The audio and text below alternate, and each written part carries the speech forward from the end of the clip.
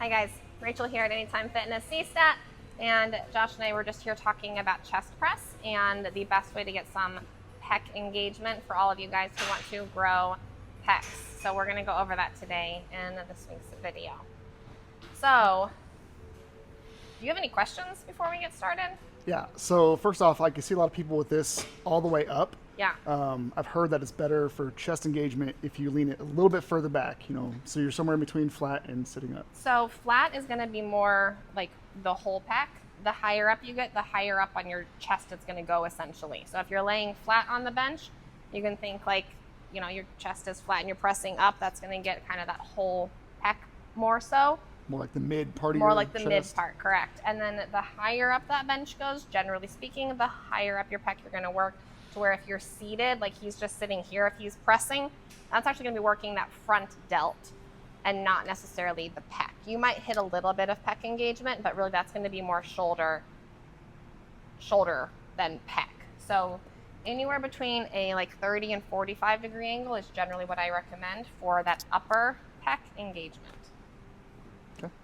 So where you have it now, you are about that 30 right here. So let's grab some weights, get started, and we'll go from there. So as a spotter, if you're ever spotting also, you want to be behind the person, and we're spotting from the elbows. First off, Me, I want to have a good base with my feet. good base with your feet, correct. Little arch in the back, pressing down. Biggest thing I see mistake people doing here is elbows coming too far back. Like this. Yes. And flare out. We don't want them flared out. We want them That's a lot of pressure kind on your shoulders when you do that. Exactly, a lot of pressure on your shoulders. We want them tucked in just a little bit, not all the way down, but about maybe 45 degrees, so that we can really get good pec engagement here, and we're going to get a good stretch through that pec, just like he's doing.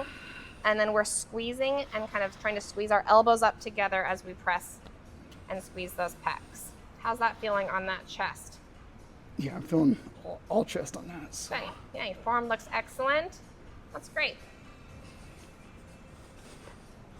Yeah, definitely felt it more like here, not my shoulders pretty much at all. So Perfect, yeah. Good.